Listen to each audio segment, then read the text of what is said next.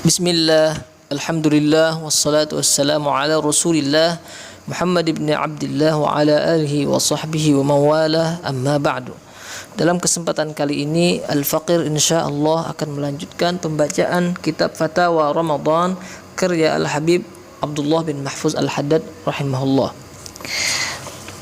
Hukmu ta'khiril ghusli minal janabati ila ma ba'dal fajri. Mas'alatun رجل جامع زوجته بعد السحور ليلا ونامت الزوجة ولم تصحو إلا بعد شروق الشمس ولم ترفع الجنابة. الجواب: إن صومها صحيح، وعليها إذا صحت أن تبادر إلى الغسل من أجل الصلاة. أما الصوم فلا تضره الجنابة، فقد كان النبي صلى الله عليه وسلم يصبح صائما وهو جنب، كما أخبرت بذلك السيدة عائشة رضي الله عنها. حكم القيء بالنسبة للصائم. مسألة نرجو الإيضاح في مسألة القيء، فإن رأينا بعض الكتاب يقولون إن القيء لا يفطر مطلقا. الجواب: إن الفصل في ذلك جاء في حديث أبي هريرة رضي الله عنه قال: إن النبي صلى الله عليه وسلم قال: من ذرعه القيء وهو صائم فليس عليه قضاء، وإن استقاء فليقضي. وفي رواية: ومن استقاء عمدا فليقضي. وهذا الحديث أخرجه أبو داود والترمذي والنسائي وابن ماجه والحاكم وصححه. وعليه اعتمد الشافعية في تقديرهم القضاء على من أخرج القيء باختياره وطلبه، بالرغم من أنه خلاف القاعدة المشهورة إنما الفطر مما دخل لا مما خرج. لكن الحديث لا ينزل عن درجة الحسن، لا سيما وقد عضده ما رواه مالك في الموطأ والشافعي عنه عن نافع عن ابن عمر، والموقوف يعضد المرفوع عن أبي هريرة المختلف فيه. حكم المضمضة والاستنشاق والكحل للصائم. مسألة: ما حكم المضمضة والاستنشاق للصائم، وما حكم الكحل؟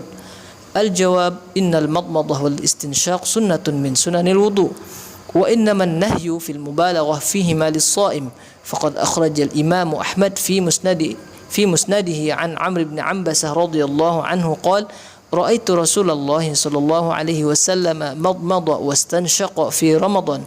لكن رواية لقيط بن صبرة عند أحمد وأبي داود والترمذي وصححه والنسائي وابن ماجه قال: قلت يا رسول الله أخبرني عن الوضوء. قال صلى الله عليه وسلم: أسبغ الوضوء وخلل بين الأصابع وبالغ في الاستنشاق إلا أن تكون صائما. فالرسول صلى الله عليه وسلم نهاه عن المبالغة في الاستنشاق. كذلك المضمضة إذا كان صائما، لأنه يخشى أن يتسرب الماء إلى باطنه عند المبالغة.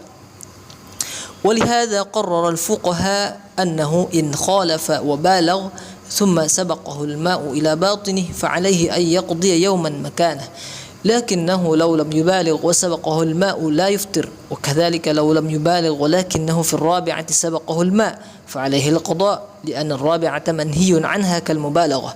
وهكذا ما نتج عن منهي عنه فعليه القضاء، وما نتج عن مأمور به فلا قضاء عليه. أما الكحل فقد قرر علماؤنا أنه لا يفطر لحديثين: الأول أخرجه الترمذي وصححه عن أنس بن مالك رضي الله عنه قال: جاء رجل إلى النبي صلى الله عليه وسلم فقال: اشتكت عيني أفأكتحل وأنا صائم؟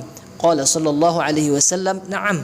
فهذا الحديث يدل على جواز الاكتحال للصائم إذا كانت العين شاكية، ويستوي في ذلك أيضا الاكتحال لغير الشاكي، لأن الذي يفطر الشاكي يفطر غيره وبالعكس.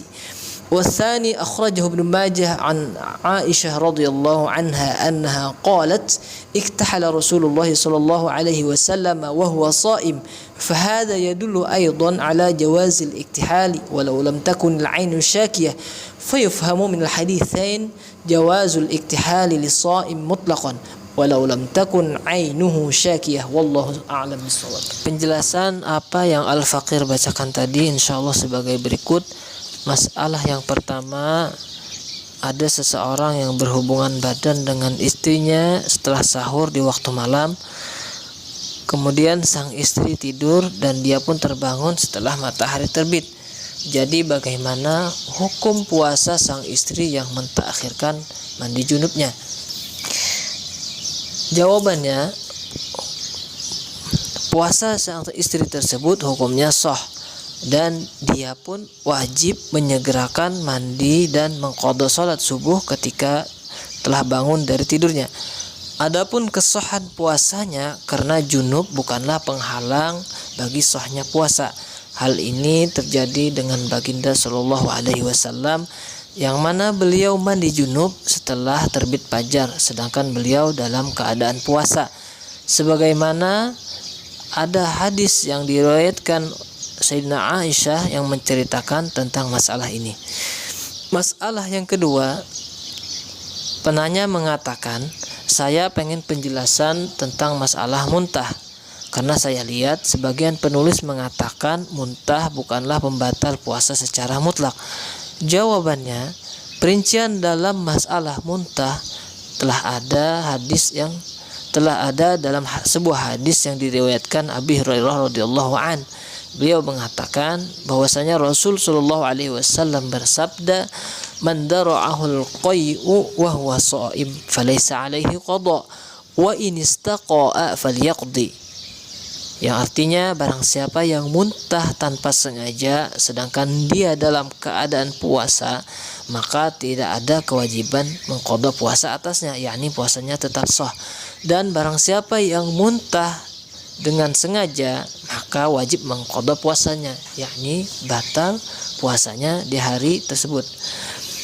Dan di riwayat lain Rasul bersabda, wa man istaqa'a 'amdan falyaqdi. Barang siapa yang muntah dengan sengaja maka wajib dia mengqadha puasanya tersebut.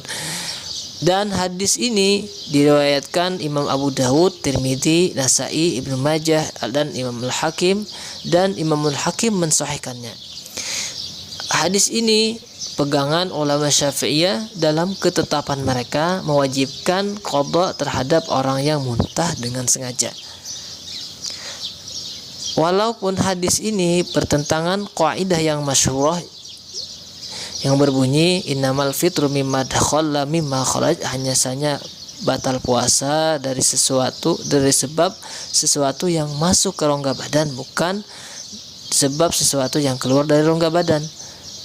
Tetapinya hadis ini, hadis yang kita sebutkan tadi bukanlah hadis yang dhaif.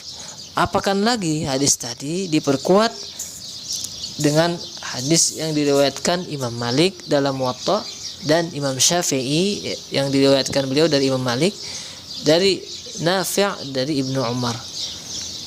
Dan status hadis yang mauquf bisa memperkuat hadis yang marfu' dari Abu Hurairah yang tadi yang khilaf dalam kesahihannya. Masalah yang ketiga, bagaimanakah hukum berkumur dan menghirup air melalui hidung ketika berwudu bagi orang yang puasa, dan bagaimana pula hukum menggunakan celak bagi yang puasa? Jawabannya, berkumur dan menghirup air melalui hidung termasuk sunnah wudu. Hanya saja dilarang mubalaghah dalam hal tersebut bagi orang yang puasa. Maksud mubalaghah di sini ialah berlebih-lebihan dalam berkumur atau menghirup air melalui hidung sampai hampir ketelan. Dalam hal ini Al-Imam Ahmad telah meriwayatkan dalam kitab musnadnya dari Sayyidina Amr bin Abbas radhiyallahu an, beliau berkata, saya pernah melihat Rasul sallallahu alaihi wasallam berkumur-kumur dan menghirup air di bulan Ramadan.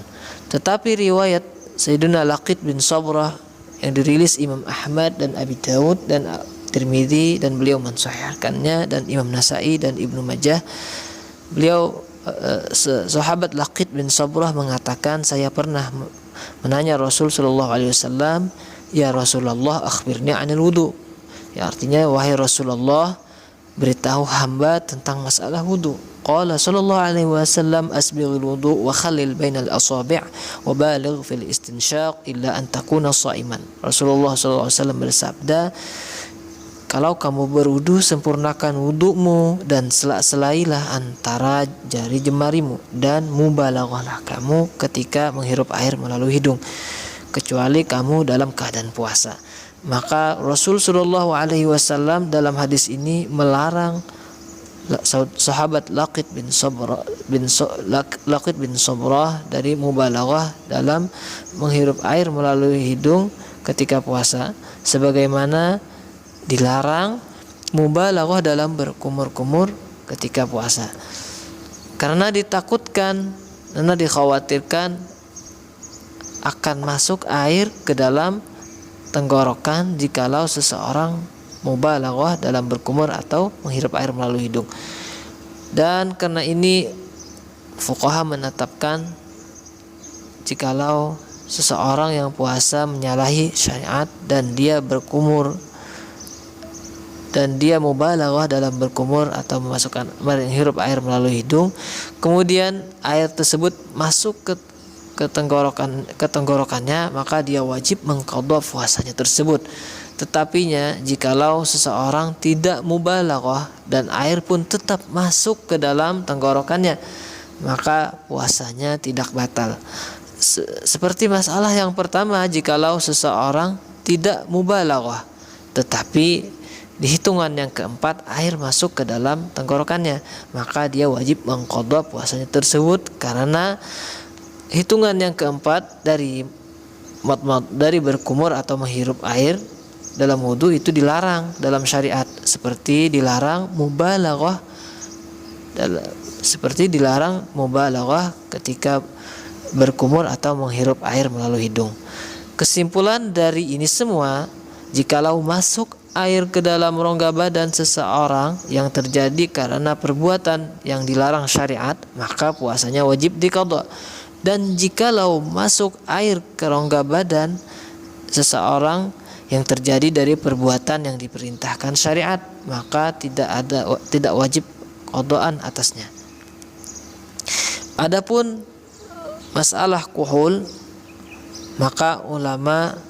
adapun masalah bercelak bagi yang puasa, maka ulama telah menetapkan bahwasanya bercelak bukanlah pembatal puasa, karena ada dua hadis.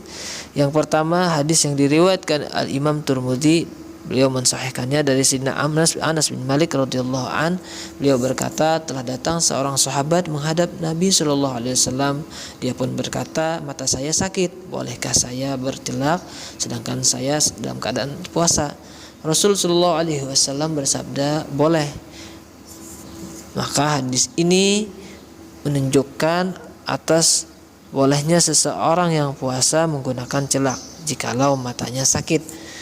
Dan sama pula jikalau matanya enggak sakit, karena sesuatu yang membatalkan orang yang sakit juga membatalkan puasa orang yang enggak sakit, dan begitupun sebaliknya.